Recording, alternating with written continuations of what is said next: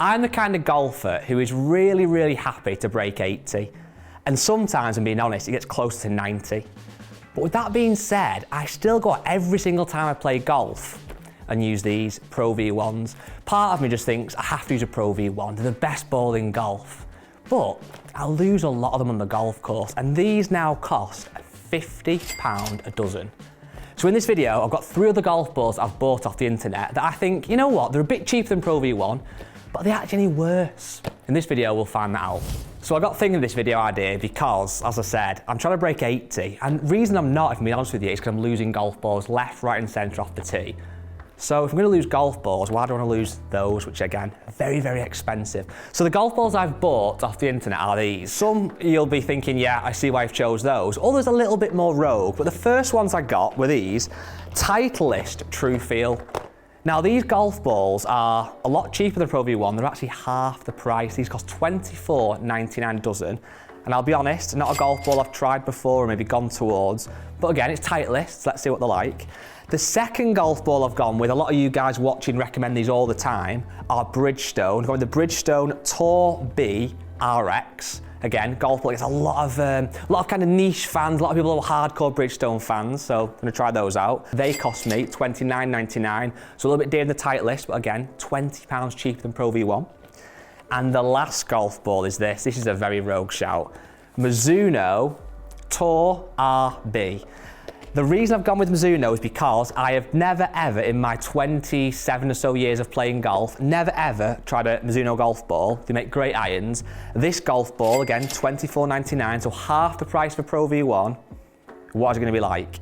Okay, so before getting into hitting some full shots of these golf balls, I have already been to the Marriott Worsley Park and done some initial testing, done some putting, some chipping, and also a durability test, which I'll come on to a bit later on. But first of all, I got on the 18th green and gave myself about a 10-15 foot putt. And initially hit some with the Pro V1, the golf ball I kind of know and love and always use, and you know what, it felt great, of course it did, it's a Pro V1. And after that I went to the True Feel, a Titleist True Feel golf ball. The first thing I noted is how much softer it felt on those putts. It actually felt great, and if I had a blindfold on or didn't know what I was hitting, I would say that True Feel golf ball was actually more expensive. It felt awesome. I then went into the Mizuno golf ball, which again I've never ever used before, rolled a few putts with it. A little bit clickier, a little bit firmer, didn't quite feel as nice as the 2 Titleist golf balls, but you know what, it felt okay. And last up was the Bridgestone golf ball. So again, a few putts, some of them went in, some of them missed, which is normal for my golf.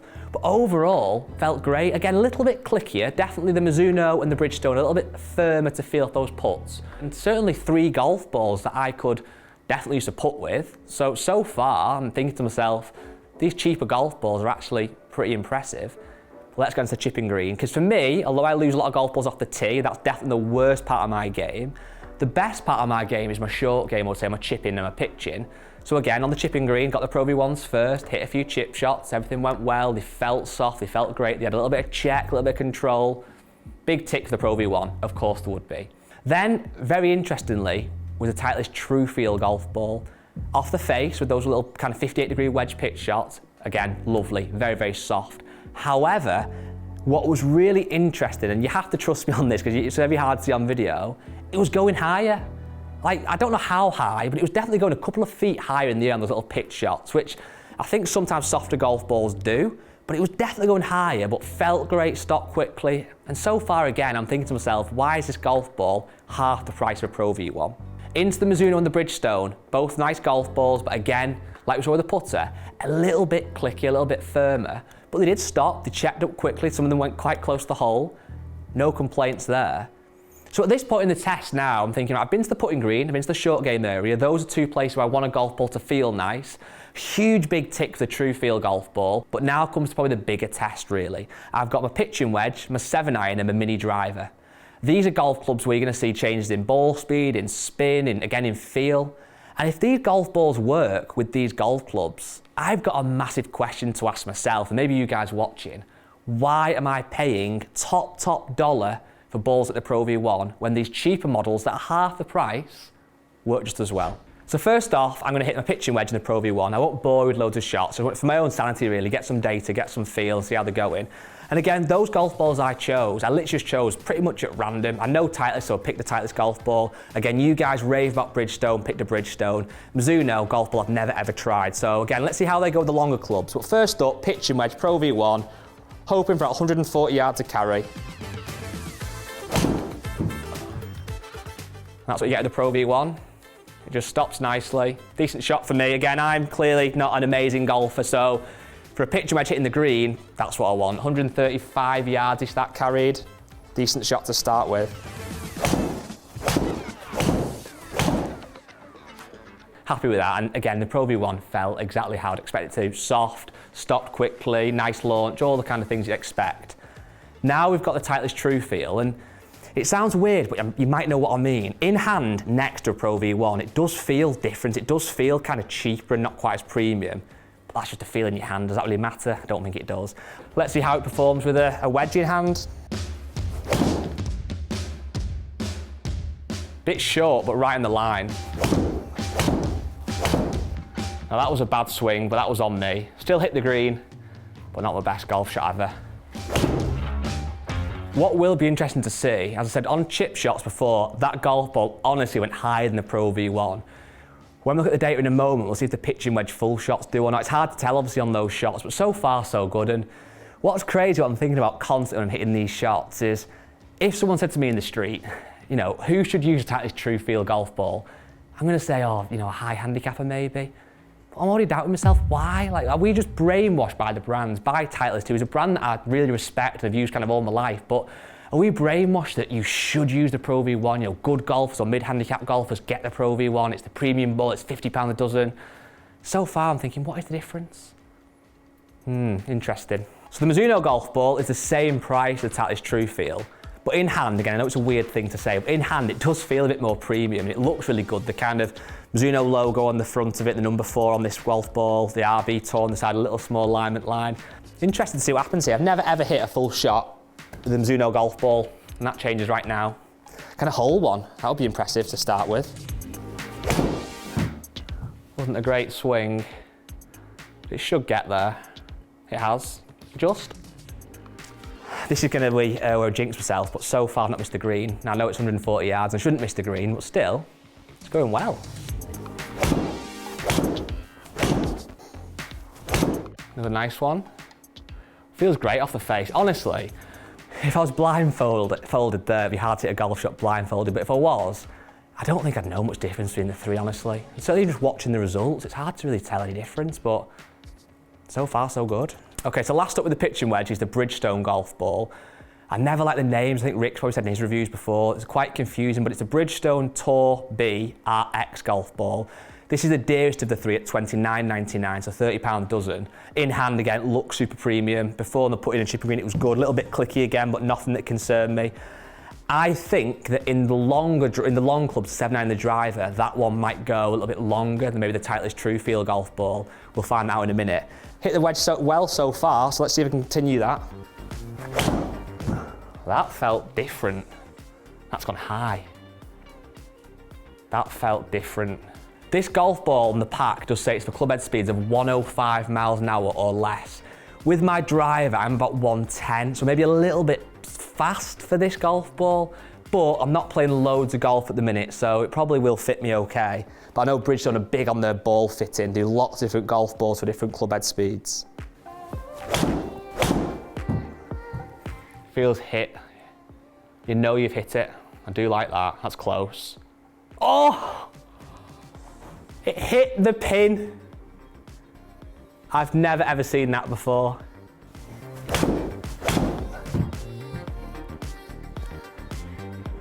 Okay, so that's a good few shots of each of the golf balls. What I'm gonna do now is quickly go through the data of the pitching wedge of those 4 golf balls. Then we'll go into 7-9, really quick, won't hit loads of the 7-9, then it's the big one, it's the mini driver, which is what I use as my driver at the minute. But let's have a look now at that data. So far, that data has blown my mind. The carry distance is 137 with the Pro V1, 136 the True Feel, so a yard less, 134 with the Mizuno, and then 138 with the Bridgestone. So not loads in it, to be honest with you, but the Bridgestone's gone the furthest on carry, but hardly anything in it whatsoever. Ball speed was low on the Mizuno golf ball and distance was low, so probably the worst performing so far. But what really stands out between the Pro V1, the Truefield and the Bridgestone, all of them had a ball speed of 106. They all carried relatively similar distances, but the big thing was spin. The Bridgestone launched really high, which I thought it was, but spanned the least, probably why it went the furthest. But the Pro V1 and the Truefield had pretty much the exact same spin.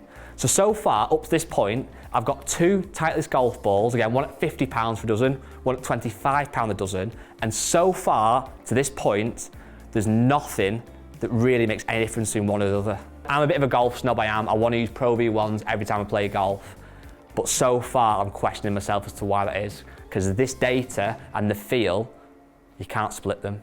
Okay, so now it's a 7-iron, and don't worry, I'm not going to talk loads, I'm going to get through these shots really quickly. Same order, I've got the pin at 170, going to Pro V1, Truefield, Mizuno, Bridgestone. Report back with the findings in 2 seconds.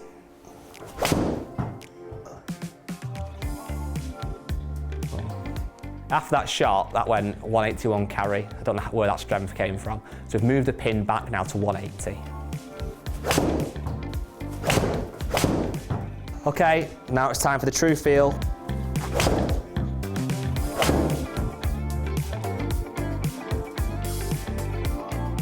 I don't know what's happened, but this Truefield is going absolutely miles. Those couple of shots weren't hit necessarily great, they were just hit nice. They've gone miles. Next up, the Mizuno.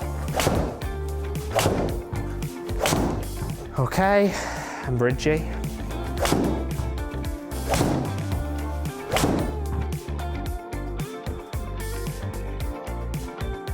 Okay, I'm very intrigued now to see that 7-iron data, because it felt like the other 3 golf balls went further than the Pro V1, but let's look at the data first.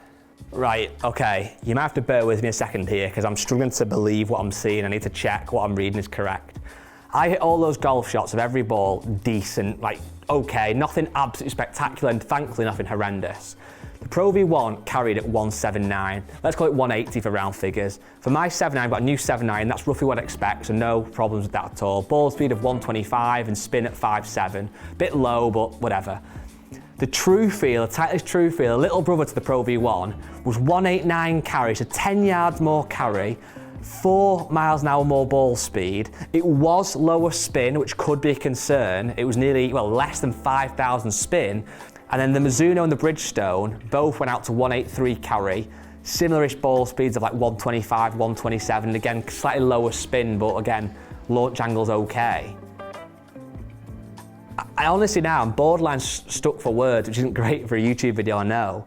But I'm looking thinking, what on earth is this Truefield all about? It feels great, it's going absolutely miles, it's launching high.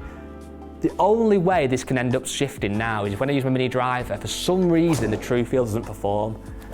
But before we even get to that, I've got to talk you through the results of the durability test, because I went into the bunker at Marriott Worsley Park, did the famous Rick Shields test, 10 shots out of a bunker with every single golf ball, and here's the results. Okay, so hopefully the close-ups of these golf balls do this justice. And I know in reality, most of us who are looking at maybe buying these golf balls might not care too much about durability, because let's be honest, we'll probably lose the golf ball before that becomes a concern, but had to test it anyway. And the Pro V1, after 10 bunker shots in a very wet bunker, got a couple of little scuffs, but it's fine, and that's something the Pro V1 prides itself upon, its durability, so that's okay. Again, the Truefield, that's kind of winning everything so far. A couple of little scuffs, but no better, no worse than the Pro V1, it was fine. And same again for the Mizuno and the Bridgestone, they're kind of all just fine, there's no issues at all. I mean, obviously if you smash off a buggy path, it might make a bit of a difference, but for those kind of golf shots, there's no difference. So this is the big test now, this is the mini driver. It should be with a proper driver, but my driving is that bad at the minute, it wouldn't even be a test because it'd be going everywhere. Whereas my mini driver, I'm a little bit more confident with, so I'm going to hit a number of shots, again with each golf ball, same order. This might be the biggest revelation of my 20 odd years of playing golf, that the cheaper Titleist golf ball could be potentially the best golf ball on the planet, and it's been under my nose all this time. Let's find out. Okay, so as I said, I know it's a bit controversial, it looks a bit weird, mini driver off the floor, but it just works for me at the minute, so it's what I'm doing. It's kind of what I do on most tees. So let's see how it performs the Pro V1. and it was nuked. That's why I do it. I know it's weird, people might hate it, but it gets me somewhat down the fairway. It's a great first shot.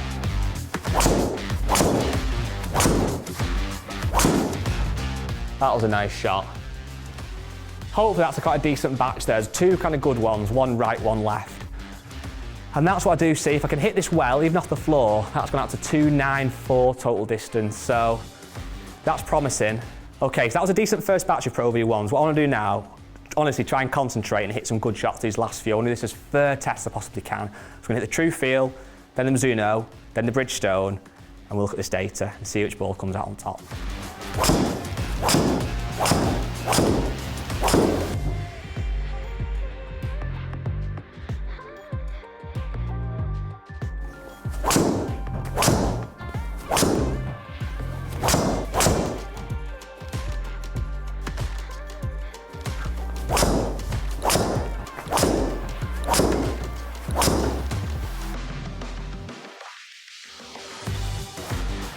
Okay, so that's been a really interesting test for me today. Like, really, I've played the Pro V1 for so long, it's just a go-to golf ball. Never give these other balls a chance, and this has proved to me today, maybe you watching at home, that you should. Overall, they've all been good golf balls, and with that test, my last test with mini driver, again, more interesting results. The Bridgestone performed really nicely, and again, no wonder so many of you guys watching recommend the Bridgestone. It was carrying at 266, which is the longest, going out to 286. So the Bridgestone won on that test, if you like, on the distance with the driver. What was then really interesting, the Mizuno, Titleist True Feel, and the Pro V1 were all essentially exactly the same in terms of carry distance and total distance. However, where the Pro V1 really did start to show its teeth, if you like, its ball speed was the best. So I averaged 159 ball speed with the Pro V1 versus 155 with the True Feel and 158 with the Mizuno RB Tour. I'm not too surprised. Those softer golf balls like a True Feel don't always get the same ball speeds. And you notice that more with longer clubs or faster club head speeds. So, silly example, but I'm sure if Rory or a player like that, or Scotty Scheffler, was using a Pro V1 and then a True Feel, they'd see a bigger discrepancy than maybe I would see, or you guys watching. But overall, the True Feel there has really impressed me. It had low spin, high launch, good distance. Overall, very impressive golf ball. They all were impressive golf balls. The Pro V1 should be. It costs £50 a dozen. I know I keep repeating that, but I have to emphasise that point. £50 a dozen, and people like me lose them willy-nilly, left, right and centre, literally. However, True Feel, for maybe for winter golf, or for those of you who don't want to spend a fortune, or, you know, I don't know, you don't want to spend £50 and lose your golf balls, what an amazing golf ball that was. And third play to Mizuno, never tried your golf ball before, strong. Bridgestone, as expected, very good. If you like the video though, guys, you want to see more of a kind of average tester reviewing golf clubs and golf balls, please hit subscribe, like this video, maybe leave a comment down below, and we'll see you next time.